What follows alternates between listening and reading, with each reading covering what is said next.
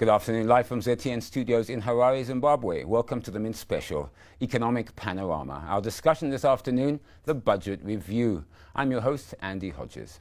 This broadcast is brought to you by Zim Paper's TV network, ZTN, and our partners, the Labour and Economic Development Research Institute of Zimbabwe, Ledriz. Please also tune in to Economic Panorama every Thursday on Capi Talk at 7 p.m. Now, should you have any comments or views on our program this afternoon, please contact us via our Facebook page, Zim Paper's TV network, or via our Twitter handle at ZTN News.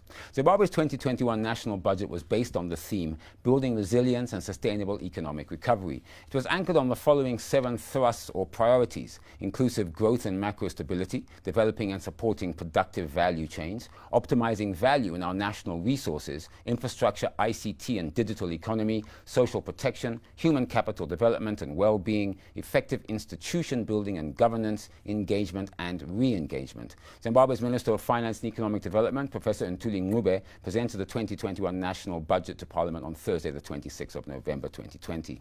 The national budget comes at a time when the country appears to have achieved some measure of stability on the foreign exchange markets, as well as on the inflationary front, therefore providing an important basis for growing the economy. However, the socio-economic context remains very challenging. For instance, the incidence of extreme poverty increased from 29% in 2018 to 34% by the end of 2019, and the COVID-19 pandemic will have seen that percentage increase. So how did Zimbabwe's Minister of Finance deal with the multitude of issues facing him? What was in the budget for you, Zimbabwean citizens? And did the budget meet the expectations of Zimbabwe stakeholders? Today, to review Zimbabwe's 2021 national budget, and to help us do this, we have gathered an esteemed panel comprising Prosper Chitambara, a development economist at the Labour and Economic Research Institute of Zimbabwe, Ledriz, Janet Jo, director of ZimCod, Tafazwa Bandama, chief economist at the Confederation of Zimbabwe Industries, and Gift Mugano, an economist. Ladies and gentlemen, welcome to the Mint Special.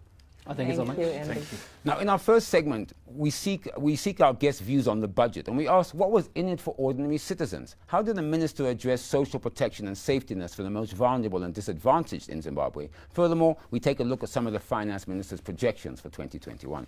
Prosper, what main expectations did you have for the 2021 national budget, and to what extent were these expectations met? What, in your opinion, were, if I can put it this way, the good, the bad, and the ugly contained in the budget?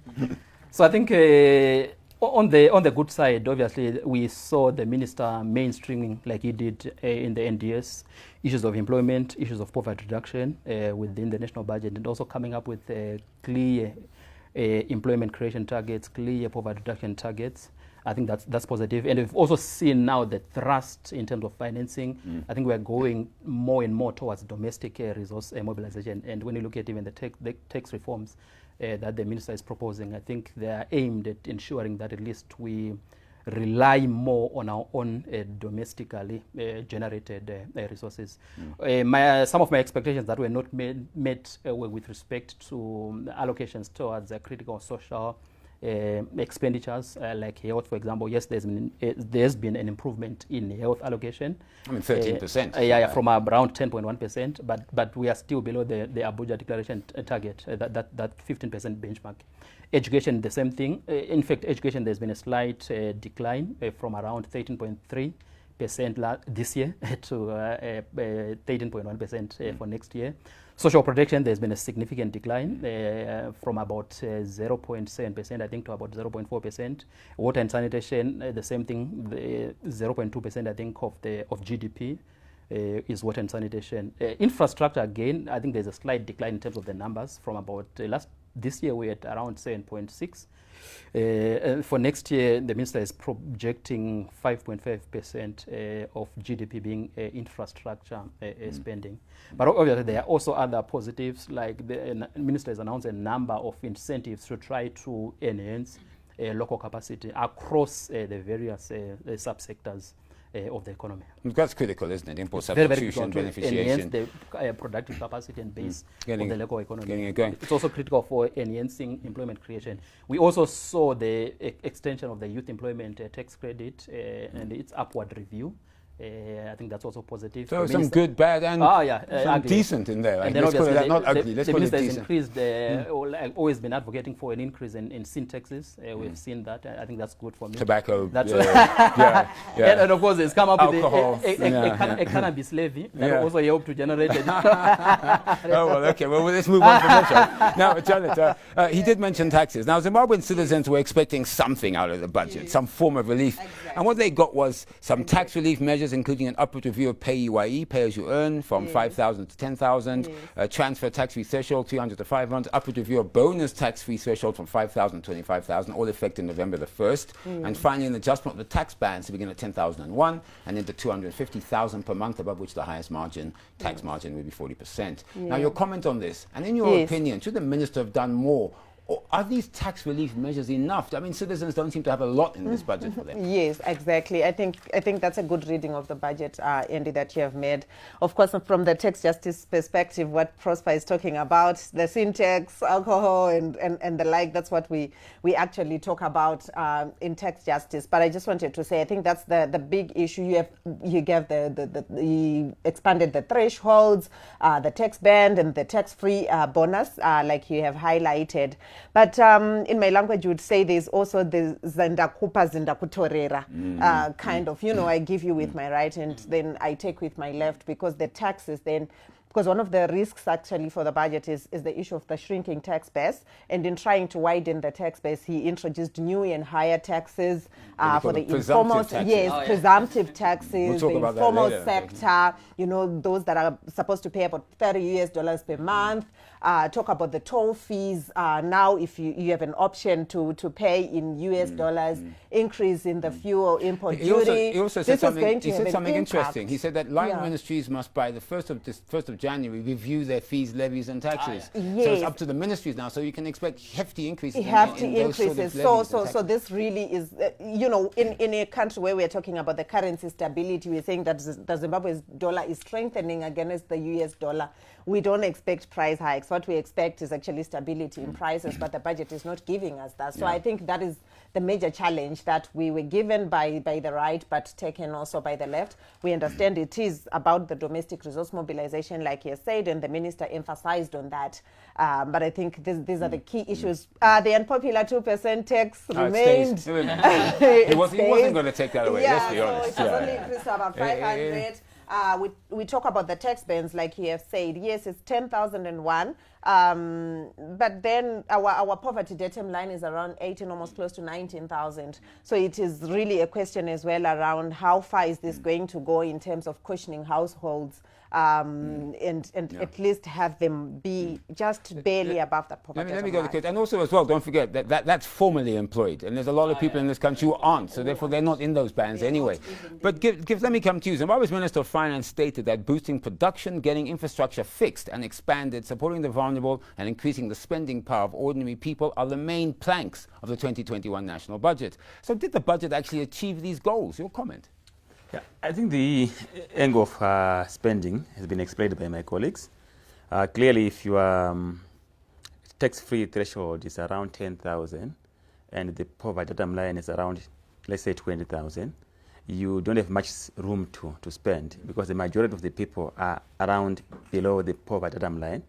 Yes, there is a refreshing attitude around the expansion of the tax band, but the majority of them don't benefit from that expansion, because they're on the bottom of the pyramid. So it kind of constrains spending in a way. But from a production perspective, what I liked in the budget is some kind of a free market related policies. If you look at, say, the operationalization of the commodity exchange, for example, to me, I'm very happy about it, because we're advocating for it for years. That we need a commodity exchange, which is going to help in clearly price discovery, revamping production in agriculture. If you look at tobacco, for example, it's doing very well because it's in a commodity exchange set up, because the auction system is similar to commodity exchange.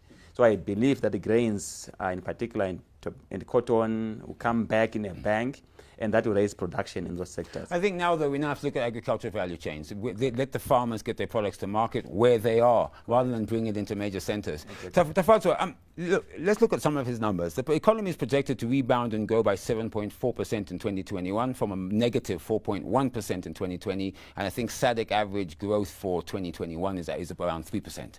Annual inflation is expected to reach about 134% average for 2021. So your thoughts on these projections? Do you think that these projections are achievable? Because they're critical to the success of the budget itself, are they not? Okay. My take is that the projections are a bit optimistic. Why? On the inflation side, the minister gave an open check to government departments that they can review their charges, their fees to the level that they like. So that is going to drive inflation, and very soon we are going to see inflation drifting upwards because of that, of those adjustments in government levies and fees. Then the other issue is the economy has been suffering from low aggregate demand. This is because there are high insecurity levels for the consumers, for households in the economy.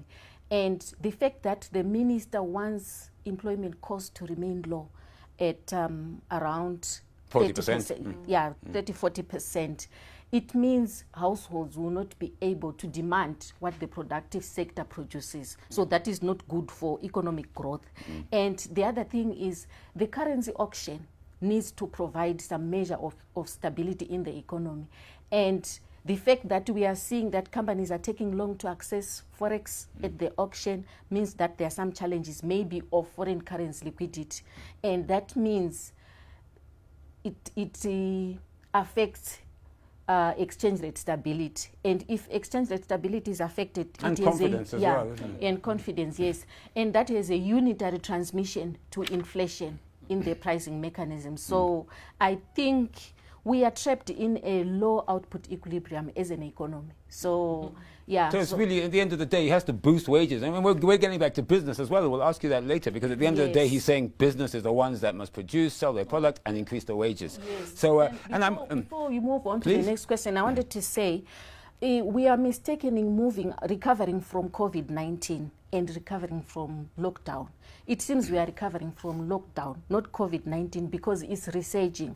So our markets for remittances and exports and capital for FDI have been affected by COVID-19. So we need to take into that when we are projecting GDP. I also was a little bit concerned. I thought in the budget there, he kind of glossed over it, but I have a feeling that ZESA increases are coming again. I don't think they've finished. I think he tried to talk about an economic level for ZESA tariffs, and I have a feeling that they're not there yet. Yeah. So anyway, let me come back to you, Prosper. Commentators have said that the funding allocated for social protection, an allocation of $6.9 billion to the line ministry responsible, coupled with a further Zimbabwe equivalent of $37.5 million for the disadvantaged and marginalized in Zimbabwe by the National Venture Fund, still appears not to be adequate enough to look after the most vulnerable in society. What would be your comment to that? Yeah, definitely it's not adequate, especially given that we are expecting the proportion of Zimbabweans that are in extreme poverty to increase to around 40%. So unless and until you're actually investing more resources in social protection, social safety nets, then it will be difficult to have a significant dent on poverty reduction. But social protection is very, very key to poverty eradication. And in fact, in a way, we need more, I suppose. Janet, your comment on it, because it appears more and more people are falling into the poverty. And once you provide for that, you're also boosting aggregate demand. Yes. Because, that's quite true, and we have seen that extreme poverty is increasing. The issue of food insecurity, 7.7 million Zimbabweans are actually estimated to be food insecure and would need humanitarian aid for them to just go by. And I just wanted to also refer to the African Protocol of 2008, which says that at least 4.5% of the GDP should go to social protection, but we're talking about 0.4% that we've given to this. So there is a major disparity there, and it already shows that it's not adequate. I think what was allocated to social protection. But Gift, is the minister not saying, though, on the one side he's saying, okay, I'll allocate this money to social protection, but I'm also putting money into health and other social services. So that should hopefully cover some of the most vulnerable. I'm not clear, because I don't understand the rationale between reducing the social protection numbers at a time when we really haven't dealt with the pandemic, but also to issues like food security. Hopefully, if the rains come, that may reduce some of the poverty levels in the rural areas in particular. But still, we haven't dealt with some of these issues. Right.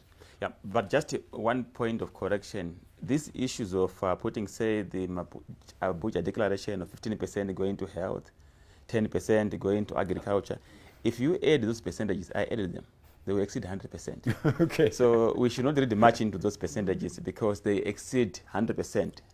So, but basically, as you are saying, Andy, if we have stability in the economy, right, our income becomes to gain its value, and in a way, it also plays a critical role in stabilizing issues of addressing poverty, particularly in the rural areas.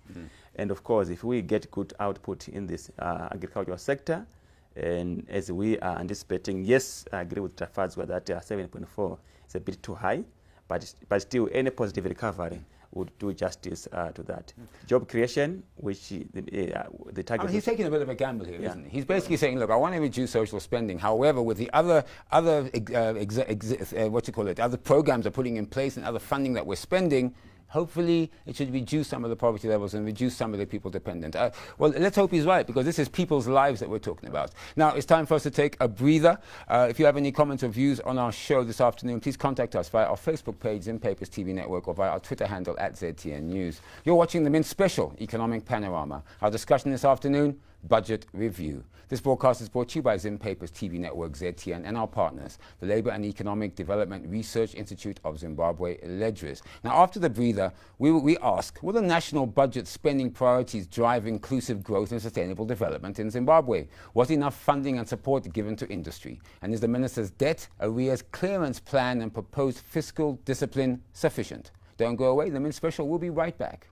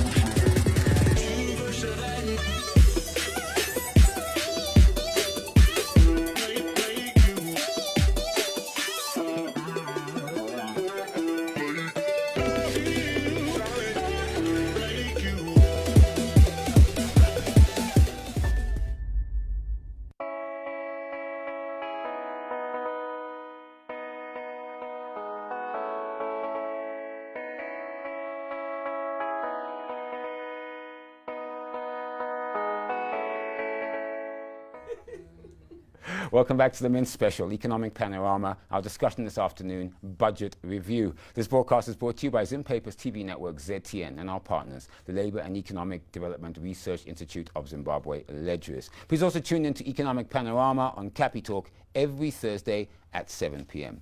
Prosper, let's barrel down into some of these numbers. Now, 421.6 billion national budget. Capital expenditures constitute 131.6 billion Zimbabwe dollars, 5.5% of GDP. Recurrent expenditures, 290 billion, that's about 12.1% of GDP. Employment costs projected at $142.6 billion. And in terms of vote allocations, of course, as you said earlier, primary and secondary education the highest at 13.1, followed by health and childcare at 13, and agriculture at 11. The minister is furthermore projecting a tiny deficit of 1.3% of gross domestic product against a SADC target of 3%. So your comments on these numbers? I think for me, we must not be too fixated with trying to achieve a small deficit. I think it's permissible in development economics to even achieve a deficit. I think what matters is what you are using that money for, the deficit that you're actually incurring. If you incur a deficit to finance productivity enhancing sectors, poverty reducing sectors, I think for me that's good. Obviously, we have seen, I think in terms of budget allocation, there's been probably a slight improvement in terms of our infrastructure spending for next year to I think about 30%. Of course, as a share of GDP, I think there's a slight decline to about 5.5%. But I think what we then need to be doing is to try to crowd in more private sector financing, because we have a huge infrastructure financing gap or deficit, which is 34 billion estimated- over 10 years. Oh, yeah, exactly. US. So I'm hoping that as we further improve and expedite our ease of doing business reforms, we should be able probably to attract more investments in infrastructure. Because most of the investments that has been forthcoming yes, mainly be targeting the extractive sectors. Your comment's But we interesting. need- Because 2020, the minister talked about a budget surplus, and I think it was a big deal because basically he was trying to pass the message that government's finances were under control. Now he's saying, okay, we can go into a deficit, and I want to try and keep it as small as possible. Again, hopefully looking at fiscal discipline. But Gift, Zimbabwe's 2021 national budget was based on 7 key thrust or priorities, as I mentioned in my opening. And key allocations of the budget were goods and services, 59.4 billion. Employment costs, I've mentioned, 142.6. Interest, 1.5 billion. Transfers, 86.5 billion, with a balanced reserve for capital development projects. In your opinion, will these 7 pillars, coupled with those key allocations, drive inclusive growth and sustainable development in the country? Furthermore, looking at the budget allocation for employment costs, which of course is critical for the civil servants, here we're talking nurses, doctors, civil servants, workers in ministries, looks like the minister is sticking to his target of 40%. And that's not good news for civil servants, because it means that possibly next year they're not going to see the increases in wages that they would expect. Correct. I think what you need to understand is that we are in a difficult situation. If you want to be so generous in terms of giving salaries, you are causing inflation. So the civil servants are bearing the brunt of the economy. If you check this whole year, they were like foot soldiers, right? They spent the entire part of, say, 9 months earning below $4,000 RTGS, and they contributed to this stability. So what I'm seeing going into 2021, yes, there's some smoothing of the difficulties, but they are still there. And I believe from an economics point of view, yes, it's a catch-22 where you want to stimulate growth by increasing aggregate demand, at the same time managing money supply to avoid the rest going for a big one. So balancing act. Yeah, balancing act. But most important, now when you talk of inclusive growth, what is very important is stability, right? If you have stability in terms of exchange rates, in terms of inflation, then you allow people to plan. You allow the private sector to begin to do their business. In a volatile and a yo-yo economy, it's very difficult. So the pillars, which are talking about 7 areas of the pillars, Priorities, I think priority yeah. are value chain development, very fundamental to drive production and inclusive growth. There's the issue of devolution in the budget, very critical to create local economic development in provinces, but also to say that the targets of inflation, which is average, I think 135%, in my view, are achievable. And if we get that right, then we can begin to have inclusive and sustainable growth, because price stability that's something positive from you, Gift, there. Now, Janet, I want to look at debt, because the minister announced something quite interesting. He said he would be looking at clearing the debt arrears related to the African Development Bank, ADB, Afrexim Bank, and the European Investment Bank, EIB. The budget appeared silent, of course, in the figures. But furthermore, he stated that borrowing in the coming year will only be for the budgeted expenditures and will be carried out through market-based operations, and there will be no more recourse to the central bank overdraft and other quasi-fiscal operations. Of course, he did say that there were no more quasi-fiscal operations, so we'll leave that one there. He further pledged to make government spending more transparent and accountable, reiterating the government's fight against corruption by allocating $3.6 billion Zimbabwe dollars to capacitate Zimbabwe Anti-Corruption Commission. Now, what are your comments on those? Yeah, I think that's a huge commitment that the budget is making, because our arrears are about 77% actually of our total external debt. That's about 6.6 or so billion United States dollars that we have to clear. And he has said that he wants actually an accelerated kind of plan to clear that debt. Of course, it's in line with the international re-engagement process, but where the resource is, like he has said, is where we don't know exactly where he's going to get the 6.6 United States dollars to clear the arrears. We applaud the commitment to discipline, which is very key if we are going to bring down our debt levels. They are currently unsustainable, and we're talking about 78.7 or so percent. But he showed graphs. GDP, He said, look at Japan, they're 140. He showed that, in fact, he actually said, look, but we're actually quite good. But we're talking about about so many issues, production, we're Mm. talking about stability and all these issues that we also have to put in place for us to then ignite, production, the money supply, and all these issues that we're talking about. So that is the difference with the other countries that are producing, that have got very strong markets, economies actually. So that's the challenge. And that even we our are- neighbours are at 56, 57, Yes. Mozambique and so on. So exactly. now that's probably a better comparison. It's quite a huge commitment. So I just wanted to say, while we also prioritize the issue of debt repayments, we must also know the primacy of human rights. We don't have to squeeze ourselves towards debt repayments, while we cannot just meet, the basic human rights. Social services So the and social UN, protection. yes, we have the UN independent. And of course, I think it's positive. The corruption was We are positive, though. expecting the indebtedness to increase. Actually. We don't know how the 3.5 billion compensation deal is Yes, going to be financed. that's So But, one. I mean, at last, though, Zach has been capacitated. I think Oh, that's the oversight bodies, something. that is really good. That is And good. it will strengthen the domestic resource mobilization issues, the Yeah. illicit financial flows that we're talking about. Zimbabwe is losing, about 1.5 billion That's what the dollars. report said. Yes, the report says annually. So these are huge figures. and we Tafazo, have let me come to you. Now, participate. your organization, the Confederation of Zimbabwe Industries, and I think we had your CEO here on the show, I think, last week. She called for a comprehensive industrialization policy to be put in place and the appropriate funding to make this happen. Do you feel the national budget adequately addresses the key issue of industrialization? I mean, I know there's no linkage between the allocation of $2.3 billion to the Ministry of Industry and Commerce to spearhead the industrialization thrust.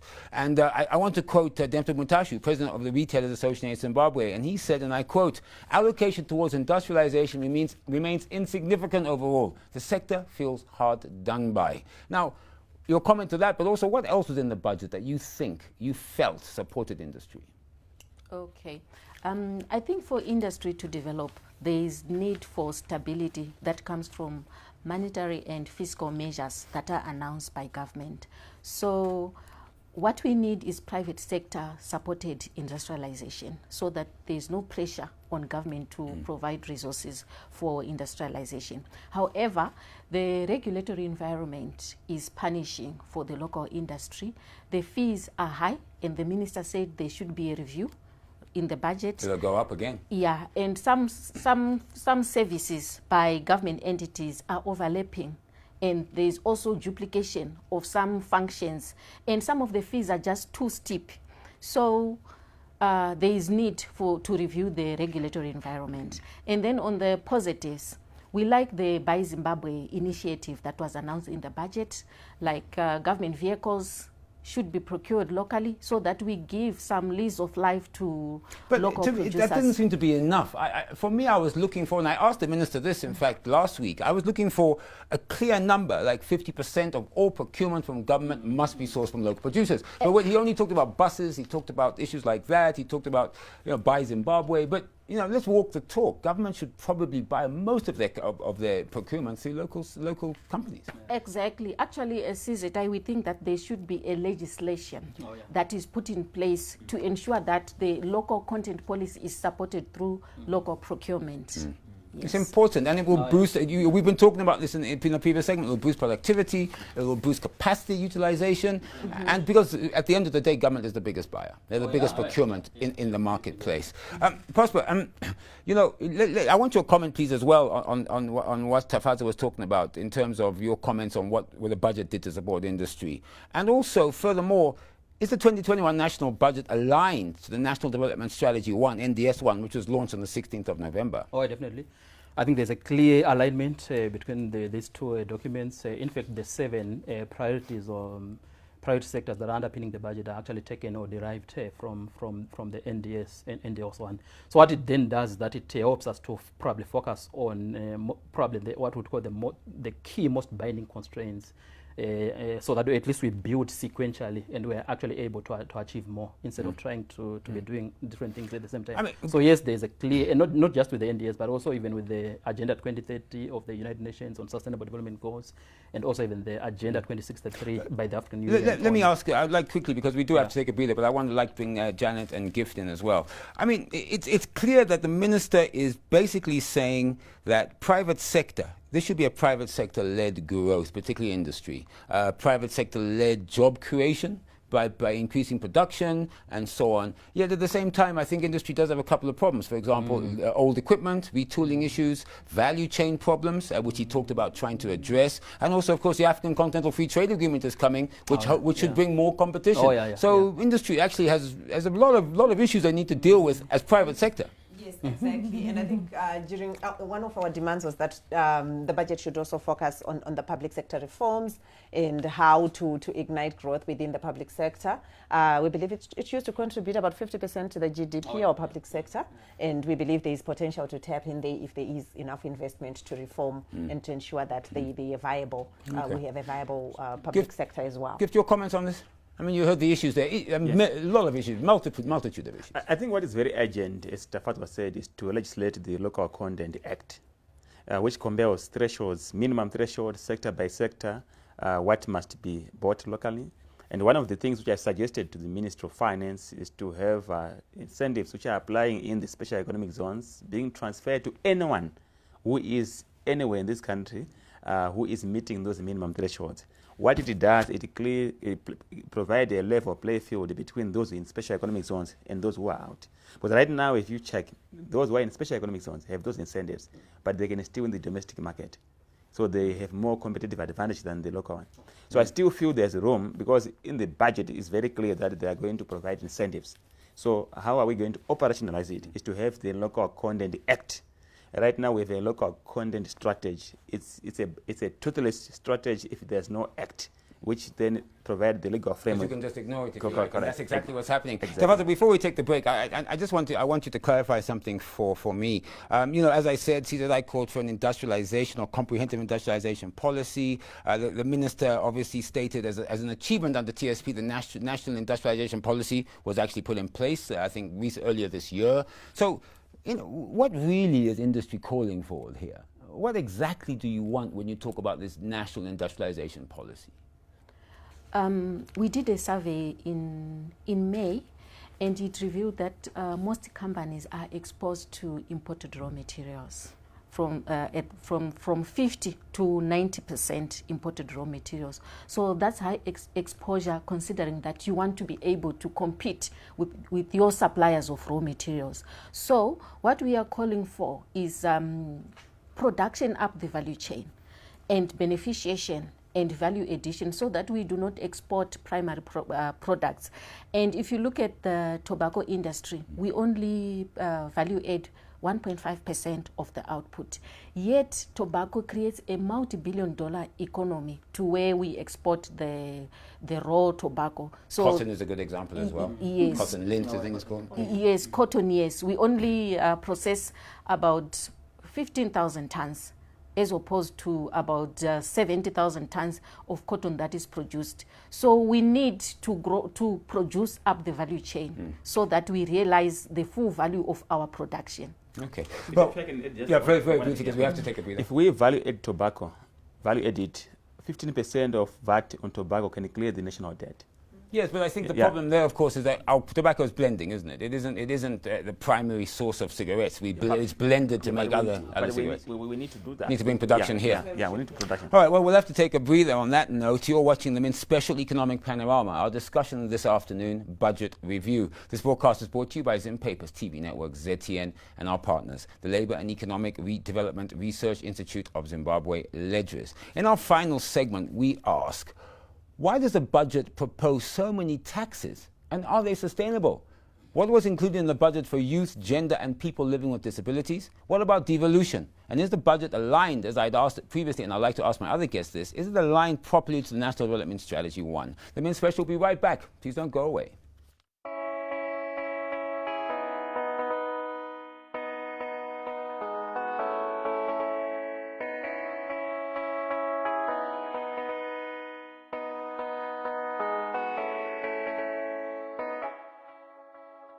Life will never be the same again. Absolutely. No. How do you tell someone in Mbari or in Soweto that they should exercise social distancing? Every single one of us, barring a few, are praying more. What is the health economic cost of what we are trying to achieve? I don't know whether his chairman knows he runs at about 9 in the morning. Yeah, I've just got symptoms, so I just called the doctor and then he just just advised me to have to stay at home, eh?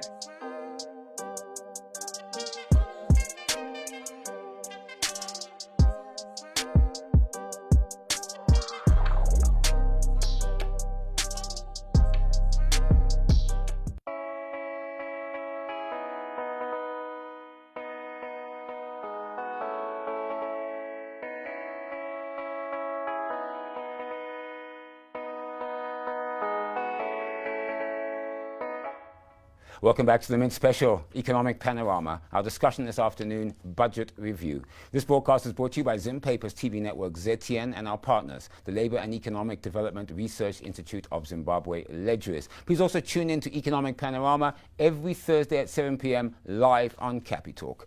Prosper, you did sort of touch on this in our first segment. It appears that, and Janet as well did so, numerous taxes are being proposed underpinning some of the revenue collection measures the Zimbabwe government is implementing. In your opinion, like, what sort of tax regime does Zimbabwe have now? And is this kind of sustainable? Because it appears like there's willy-nilly taxes. I wouldn't like to be working at Zimba right now.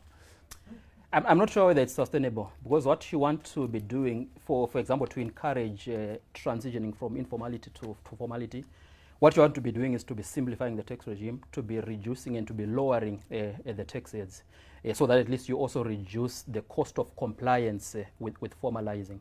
So once you introduce so many presumptive taxes, for example, what you're actually doing is encouraging many of these traders to even go underground. I think we've seen it. The World Bank has done an analysis for DRC.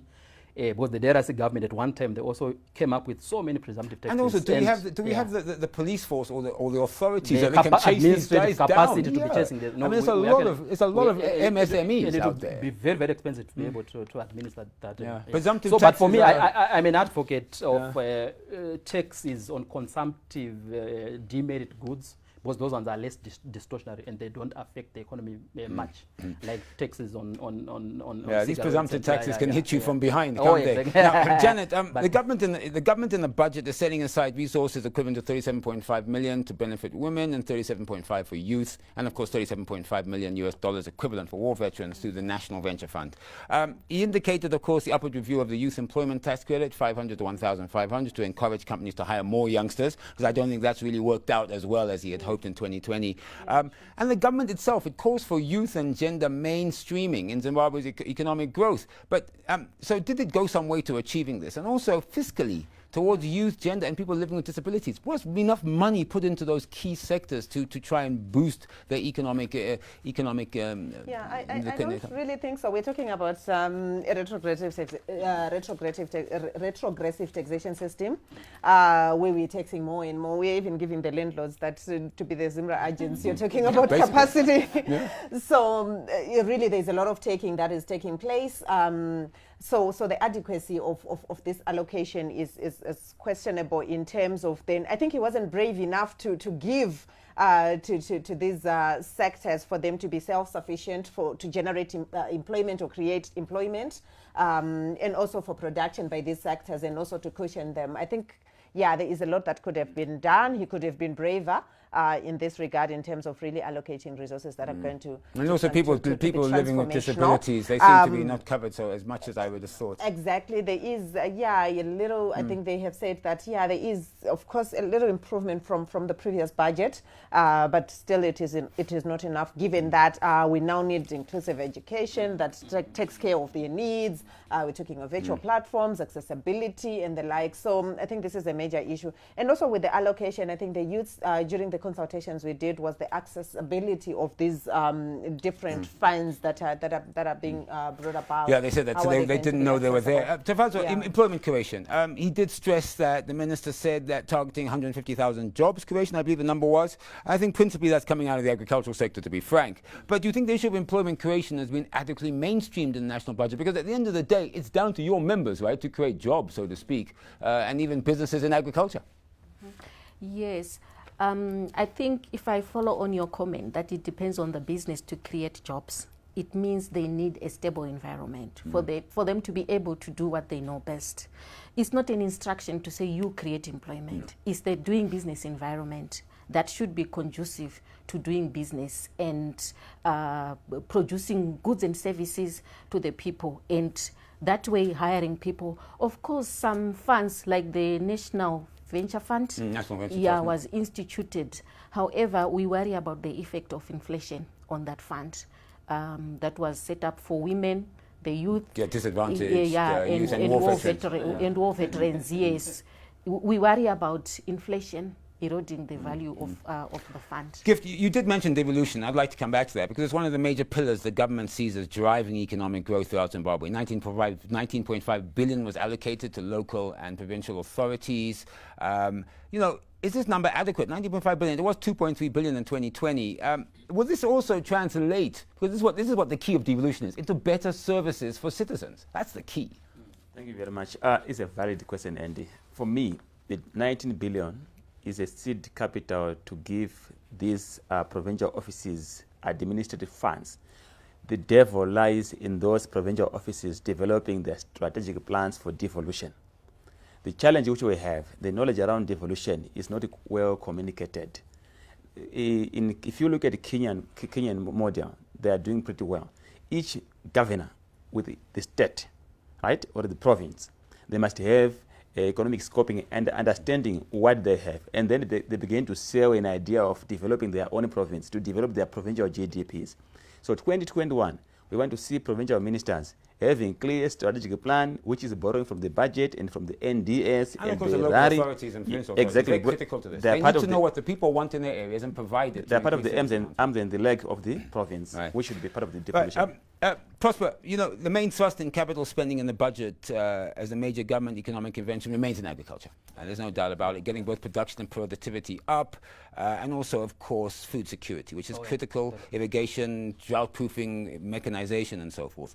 So how effectively can such funding into agriculture really boost Zimbabwe's economic growth? Because it is a vital sector. I think it's very, very vital. And once you get it right in terms of those key enablers of agriculture, I think it has a positive multiplier effect on the rest of the economy. But also, what I'm also thinking is that we could even crowd in even greater private sector financing in agriculture. And obviously, one of the most important things that need to be addressed is the issue of the land tenure, which the minister didn't quite touch on. But I was hoping it's a budget, so you really can't. And also, obviously, the land bank.